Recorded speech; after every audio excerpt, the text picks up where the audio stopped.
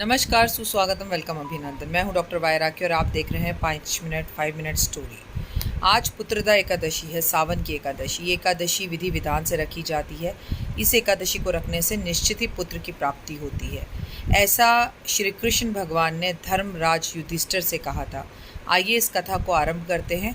आपके लिए ये एकादशी बहुत फलदायक हो, आपकी सभी इच्छाएं पूरी हों, और जो लोग एकादशी का व्रत नहीं रख सकते, कम से कम वो इस एकादशी की कहानी सुन लें, क्योंकि इसकी कथा को सुनने से भी यही फल प्राप्त होगा।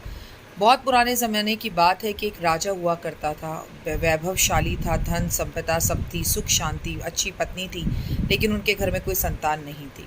वह बड़ा दुखी रहता, संतों को दान देता, व्रत रखता, पूजा करता, हवन करता, लेकिन उसे कोई भी संतान प्राप्ति नहीं होती। राजा को उदास देखकर रानी भी बड़ा परेशान रहती।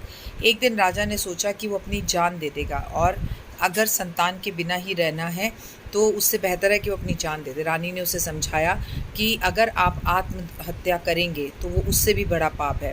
राजा अब उदास रहने लगा, उसकी तबीयत खराब रहने लगी। एक दिन उसका मन उदास था, वो घोड़े पर बैठकर जंगल की तरफ चला। जंगल में जाता तो वो जानवरों को देखता, उनके बच्चों के साथ।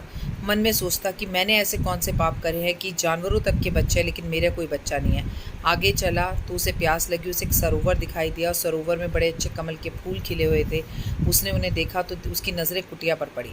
वो कुटिया में गया तो काफ़ी ऋषि मुनि उसे वहाँ दिखाई दिए। उन्होंने बोला कि हम इस सरोवर में स्नान करने आए हैं। आज से ठीक 4 दिन बाद पुत्रदा एकादशी है।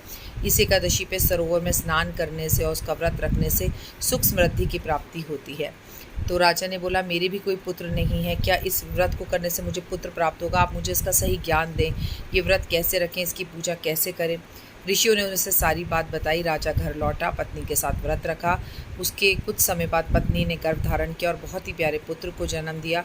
वो पुत्र बड़ा हुआ, हरि विष्णु की उसने पूजा की, उनके सानिध्य में रहा, उनका नाम जाप करता रहा। इस तरह से इस एकादशी को रखने से पुत्र की प्राप्ति होती है। लेकिन पुत्र या पुत्री से कोई फ़र्क नहीं पड़ता, ये सोच की बात है। लेकिन अगर आपको भी अपने बच्चों की उम्र लंबी करनी है तो आज पूजा पाठ, दान, हवन ज़रूर करें। वो ना कर सके तो कम से कम ये कथा ज़रूर सुनाएं। कमेंट्स में जय माता दी लिखिएगा। एकादशी की हार्दिक शुभकामनाएं।